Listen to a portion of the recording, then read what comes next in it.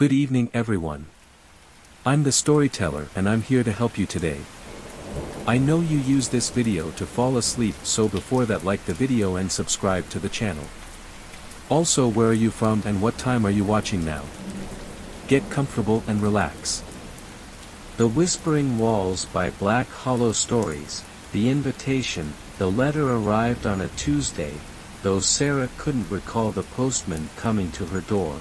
It simply appeared, propped against the milk bottles on her doorstep, the paper yellowed and brittle, as if it had been waiting for her for a very long time. Her name was scrawled across the front in spidery handwriting she recognized instantly, her grandmother's. But that was impossible. Her grandmother had been dead for a year. Sarah's fingers trembled as she unfolded the letter. The scent of lavender and something darker, earthier, wafted from the page. The words were brief, written in that same shaky hand. Dearest Sarah, come home. The house needs you. I need you. Do not delay. Yours, grandmother. The date at the top made her stomach twist.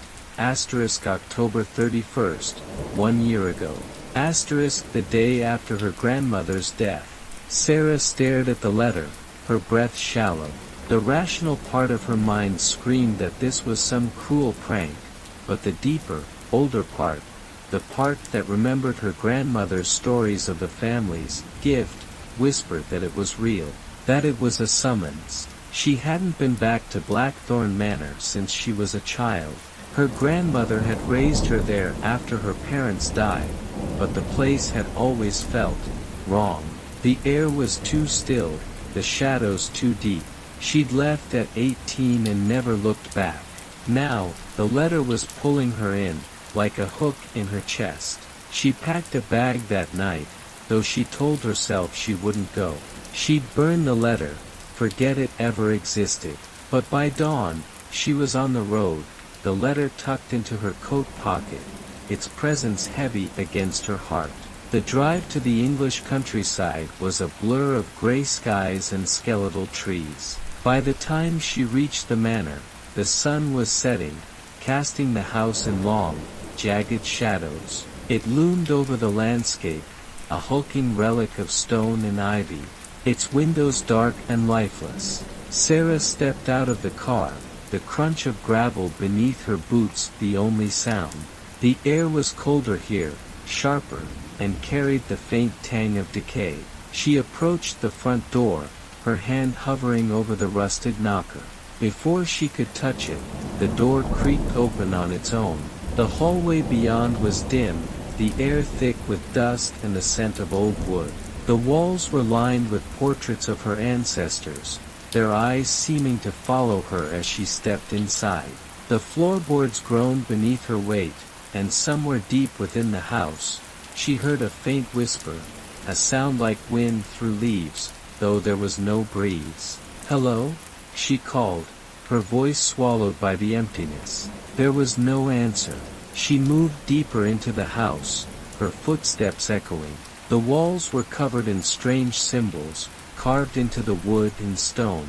They looked ancient, their shapes twisting and writhing like living things. She reached out to touch one, but pulled her hand back as a cold draft brushed her skin. In the parlor, she found the journal. It lay open on a dusty table, its pages filled with her grandmother's handwriting. The entries were frantic, disjointed, detailing rituals and incantations, warnings of a darkness that lurked beneath the house. The walls whispered. One entry read, "They speak of the door that must never be opened, the door that hungers." Sarah's heart pounded as she flipped through the pages. The last entry was dated the day her grandmother died. "It is too late for me. The door is stirring. Sarah must come. She must finish what I began. The ritual must be completed, or the darkness will escape." A chill ran down her spine. She closed the journal, her hands shaking. The house creaked around her, the whispers growing louder. Somewhere, a child laughed. The arrival, the sound was high and clear, a giggle that echoed through the empty halls. Sarah froze, her breath catching in her throat. "Hello?" she called again, her voice trembling. The laughter came again, closer this time, but there was no one there. The house was empty, silent except for the whispers that seemed to coil around her like smoke. She clutched the journal to her chest and moved toward the stairs. The steps groaned beneath her weight, the sound unnaturally loud in the stillness. At the top of the stairs, a long hallway stretched before her, its walls lined with more portraits. Their eyes seemed to gleam in the dim light, their expressions shifting as she passed. At the end of the hallway was a door. It was smaller than the others, its surface covered in the same strange symbols as the walls. The air around it was colder, and the whispers seemed to emanate from the wood itself. Sarah reached for the handle, her fingers brushing the icy metal. The door was locked. From behind it came a sound, a faint scratching, like nails on wood. Then a muffled cry, so soft she almost missed it. Her heart raced. She pressed her ear to the door, the wood freezing against her skin. "Hello?" she whispered. The scratching stopped. For a moment, there was silence. Then, a voice, low and guttural, barely human, spoke from the other side. "Let me out." Sarah stumbled back, her breath coming in short, panicked gasps. The journal slipped from her hands, hitting the floor with a dull thud. The whispers grew louder, more insistent, swirling around her like a storm. She turned and ran, her footsteps pounding against the floorboards. The portraits seemed to leer at her as she passed, their eyes glowing with a faint, malevolent light. She didn't stop until she reached the parlor, slamming the door behind her. Her chest heaved, her mind racing. What had she walked into? The journal lay open on the floor, its pages fluttering as if caught in a breeze. She picked it up, her hands trembling. The ritual. Her grandmother had mentioned the ritual. She flipped through the pages, her eyes scanning the frantic handwriting. The instructions were vague, filled with warnings and cryptic symbols. The door must be sealed, one entry read. The ritual requires blood, sacrifice, and the strength to face what lies beyond. Sarah's stomach churned. She didn't know what the ritual entailed, but she knew one thing: she couldn't stay here. Not alone. But as she turned to leave, the whispers grew louder, filling the room. And the door to the parlor began to creak open.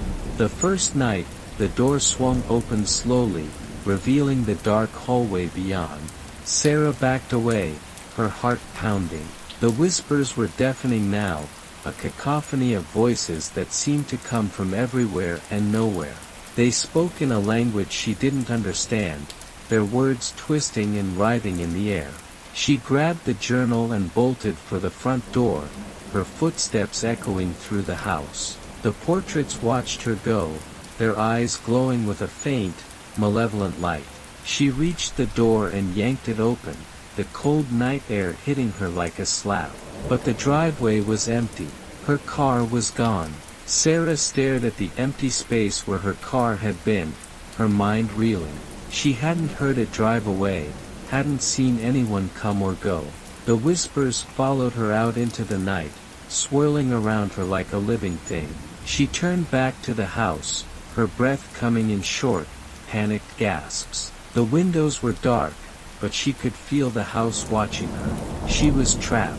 To be continued. What would you do if you found yourself in this situation? Comment below.